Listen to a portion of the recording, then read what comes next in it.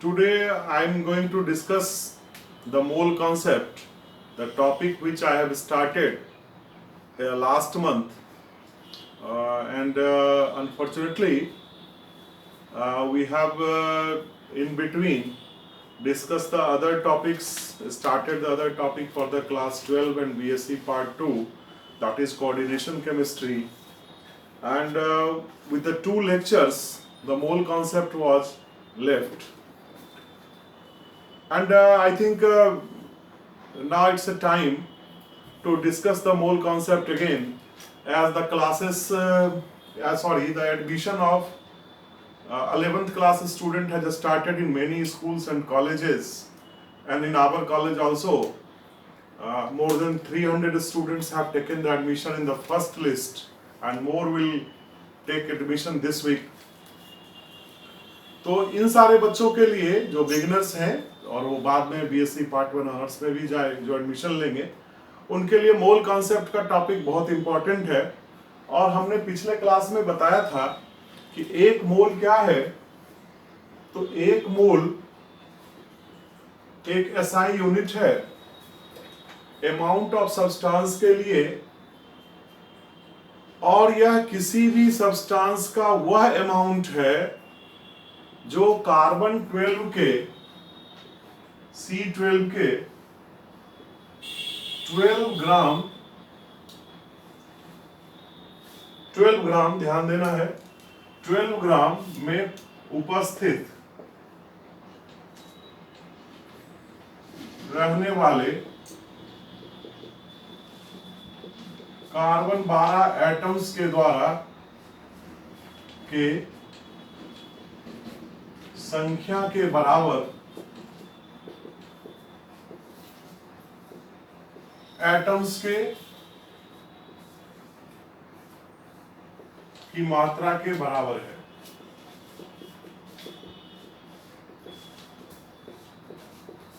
और हमने इसको कैलकुलेट करके बताया था, अंग्रेजी में आप इसको कह सकते हैं कि 1 mole of a substance is the amount by as much particles or atoms or molecules as content in 12 gram of carbon 12.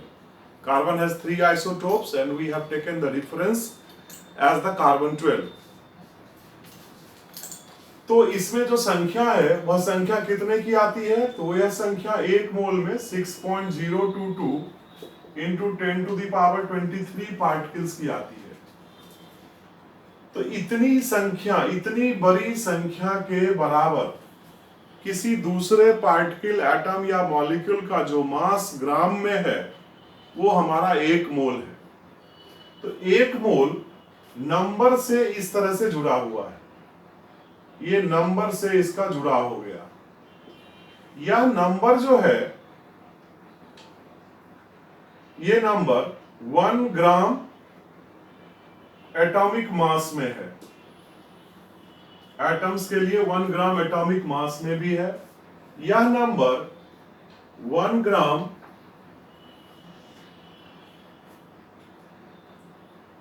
Gram molecular mass में भी है। तो एक मोल हमारा 3 चीज से जुड़ा हुआ है, नंबर से, 1 ग्राम एटॉमिक मास से। 1 ग्राम एटॉमिक मास क्या हुआ कि किसी भी एटम का मास जो इतने पार्टिकल्स के द्वारा ग्राम में एक्सप्रेस किया जाए। और ए मॉलिक्यूलर मास के लिए क्या कहेंगे? तो इतने पार्टिकल के द्वारा जो मास एक मॉलिक्यूल के लिए ग्राम में हो वो हमारा ग्राम मॉलिक्यूलर मास है। साथ ही साथ इस नंबर को हम लोग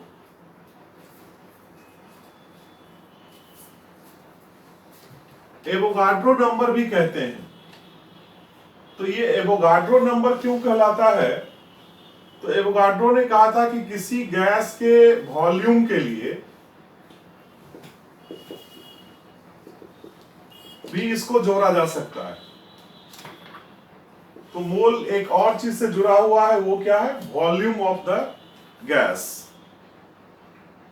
कहता है कि समान ताप और दाब पर गैसों के समान आयतन में अणुओं की संख्या एक समान होती है, यानी कि at same temperature and pressure equal number of equal volume of two or more gases contains equal number of atoms or molecules। तो इसको आप देखिए कि जैसे मान लीजिए हमारे पास 3 कंटेनर हैं, एक में हमारा हाइड्रोजन गैस है, दूसरे में ऑक्सीजन गैस है, तीसरे में हमारा CO2 गैस है। और यदि हम टेम्परेचर प्रेशर का कंडीशन एक जैसा रखते हैं,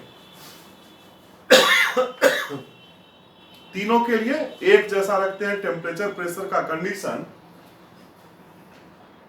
तो इसके इस संख्या में इसके मान लो ये सारा वॉल्यूम हमारा 1-1 लीटर का है, 1-1 लीटर का सारा वॉल्यूम है, तो गैसों के मॉलिक्यूल्स की संख्या सेम होगी। मेरी बात ध्यान से समझना है यहां कि हाइड्रोजन, ऑक्सीजन, कार्बन डाइऑक्साइड 3 अलग अलग गैस हैं। कोई छोटा गैस है, कोई बड़ा गैस है। मॉलिक्यूलर मास भी सबका अलग अलग है। इसका 1 मोल का मास 2 ग्राम है, ये 32 ग्राम है, और ये हमारा 12 और 32 44 ग्राम है। या यूनिट मास में हम कहेंगे तो 2 यूनिट मास, 32 यूनिट मास और ये 44 यूनिट मास। तो मास के हिसाब से ये तीनों अलग अलग हैं, लेकिन यदि टेम्परेचर प्रेशर का कंडीशन सेम रखा जाए, टेम्परेचर एंड प्रेशर सेम रखा जाए, यानी कि तीनों कंटेनर एक ही माहौल में है, सेम कंडीशन में है, तो इसके अंदर जो मॉलिक्यूल्स की संख्या होगी वो एक जैसी होगी। तो यह थोड़ा सा शुरू में अटपटा लगता था, लेकिन ये जो हाइपोथेसिस था एवोगाड्रो ने दिया और ये बाद में चल करके बिल्कुल सही साबित हुआ।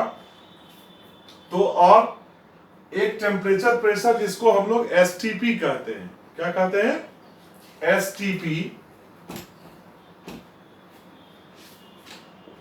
तो STP होता है स्टैंडर्ड टेम्परेचर एंड प्रेशर।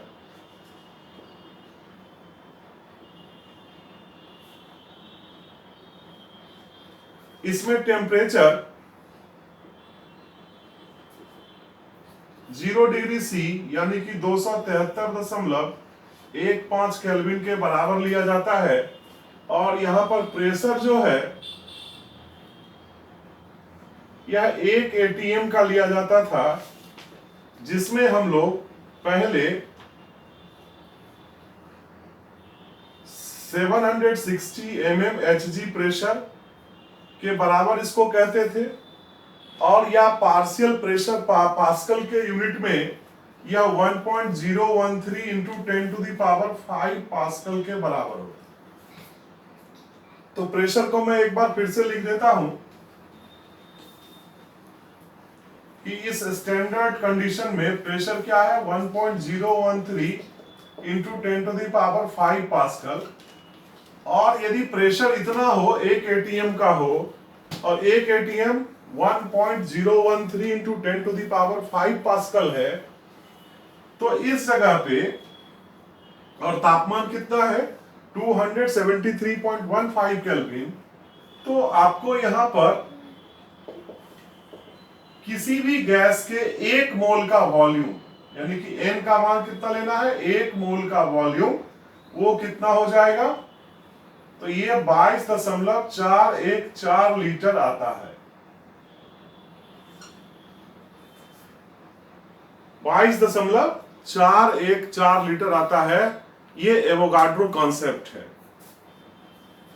हालांकि इसमें अभी आप क्लास 11 में जब गैसियस स्टेट का टॉपिक पढ़ेंगे तो उसमें प्रेशर को थोड़ा सा चेंज किया गया है।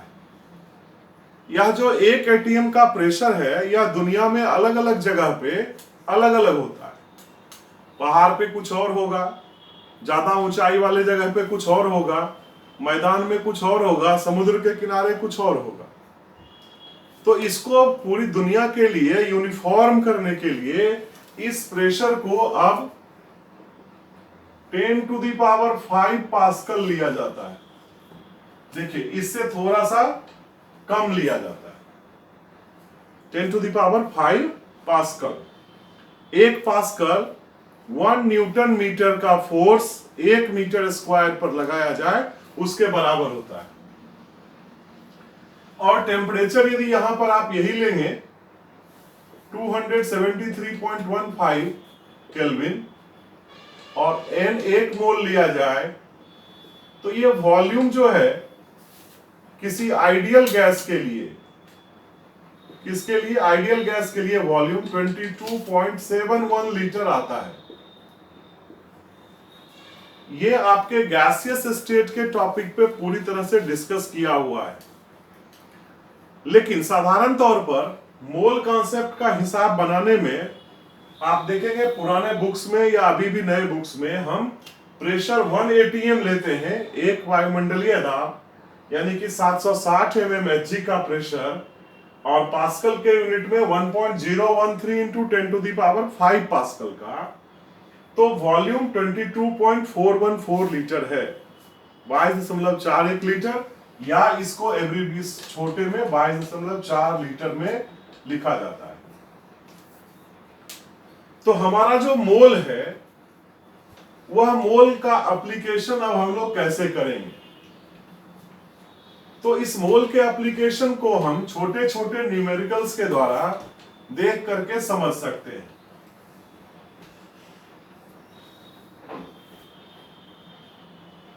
जैसे 1 मोल, इसको हम एक चौराहे पर इस तरह से बीच में लिख दिए, और 4 चीजें जो यह डिस्क्राइब करता है वो देखिए, नंबर,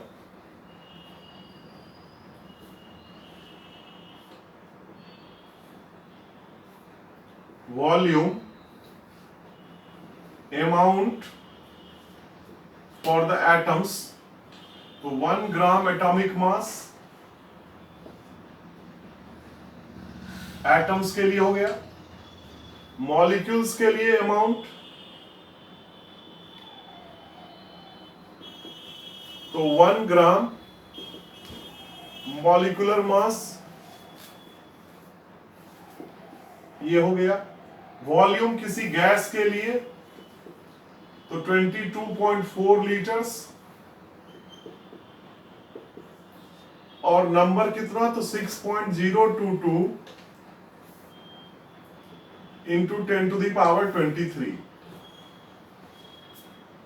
और ये सब भी एक दूसरे से जुड़ा हुआ है, देखिए ये भी इस तरह से जुड़ा हुआ है, ये भी सब जुड़े हुए हैं, ये अलग नहीं है। और कैसे हम लोग इस डायग्राम का यूज करके आगे हिसाब बनाना सीखेंगे।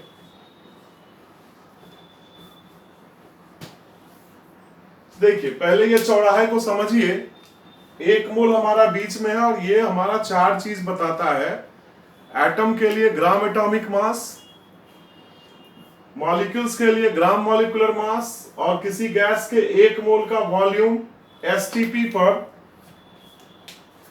किस पर? एसटीपी पर ध्यान देना है, 22.4 लीटर, और संख्या के हिसाब से 1 मोल 6.022 इंटू 10 टू द पावर 23 के बराबर है। अब जैसे हम लोग कुछ छोटी छोटी बातें आपको बताते हैं, कुछ क्वेश्चंस हैं यहां पर, वो हम लोग लिखें और उसको समझने का प्रयास करें। फाइंड द नंबर ऑफ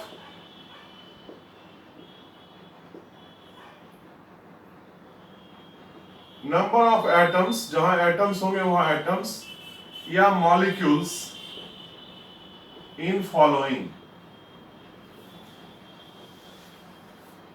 क्या क्या चीजें करनी है? 20 ग्राम हाइड्रोजन गैस,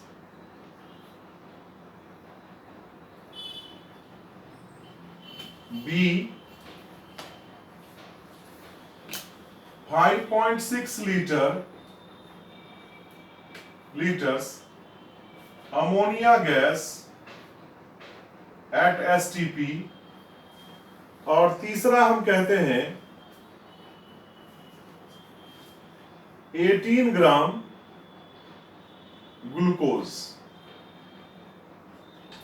इसमें हमको एटम्स या मॉलिक्यूल्स की संख्या बतानी है, और अभी संयोग से हमने यहाँ पे सारा मॉलिक्यूल्स ही लिख दिया है, तो आपको मॉलिक्यूल्स की संख्या बतानी है कि 20 ग्राम हाइड्रोजन में कितने मॉलिक्यूल हैं, 5.6 लीटर अमोनिया गैस एसटीपी पर है उसमें कितने मॉलिक्यूल है, और 18 ग्राम ग्लूकोज जो आप खाते होंगे गर्मी के दिन में या उसको घोल के पानी में पीते हैं, तो उसमें क्या है, उसमें संख्या बतानी। तो देखिए इसको, आपको क्या दिया गया है, 20 ग्राम हाइड्रोजन, यानी कि यहां पर ग्राम में मास दिया गया। यहां से हम किधर तरफ जाएंगे, तो मोल पहले निकालेंगे और फिर नंबर में जाएंगे। तो जब हम एरो के उल्टा जाएंगे, ध्यान देना, जब हम एरो के उल्टा जाएंगे तो आपको मोल निकालने के लिए भाग करना पड़ेगा। जैसे हाइड्रोजन का एक मोल कितना होता है, अब एक एक करके इसको सॉल्व किया जाए। तो हाइड्रोजन का एक मोल, 1 मोल हाइड्रोजन इक्वल्स टू 2 ग्राम, ये आप सभी लोग जानते हैं।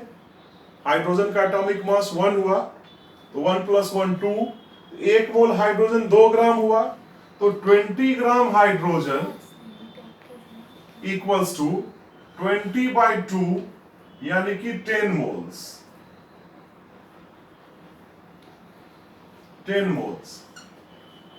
तो हम यहां पे आ गए, इस जगह पर मास दिया हुआ था, मास से हम आ गए मोल पर कि मोल की संख्या कितनी है। तो number of moles of hydrogen gas in 20 gram equals to 10 moles. 20 में 2 से भाग करके निकल गया। अब यहां से जाना है इधर, इससे नंबर पे जाना है, तो जब आप सीधे एरो में जाएंगे तो मल्टीप्लाई करेंगे कि 1 मोल 6.022 गुना 10⁻23 के बराबर है।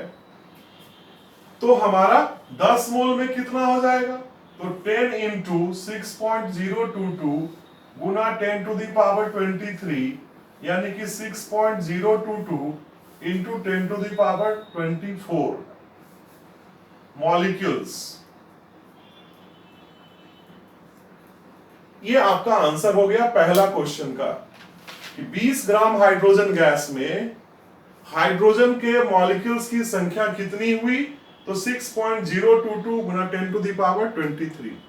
कैसे आपने निकाला, बहुत सिंपल लगता है देखने में, लेकिन इसको समझना है। तो सबसे पहले 20 ग्राम में आपने 1 मोल निकाल लिया, 1 मोल हो गया हमारा, 20 ग्राम में कितना मोल है ये निकाल लिया, तो 10 मोल है, और 10 मोल में 1 मोल में इतना, तो 10 मोल में इतना हो गया 6.022 10⁻24। तो पहला सवाल हमारा हो गया।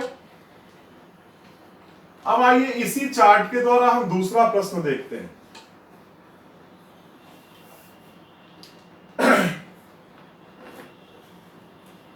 कुछ जगह की कमी है तो हम थोड़ा सा ऊपर का चीज मिटा लेते हैं। तो 5.6 लीटर अमोनिया गैस, अब आपको क्या दिया हुआ है, आयतन, वॉल्यूम दिया हुआ है। अब वॉल्यूम कहां रहता है, इस जगह पे, तो वॉल्यूम से मोल पे जाना है। कहां जाना है, वॉल्यूम से मोल पर। तो कैसे जाएंगे, तो 22.4 लीटर्स जो है किसी गैस का, अमोनिया हो कोई हो, 22.4 litres ammonia gas equals to 1 mole.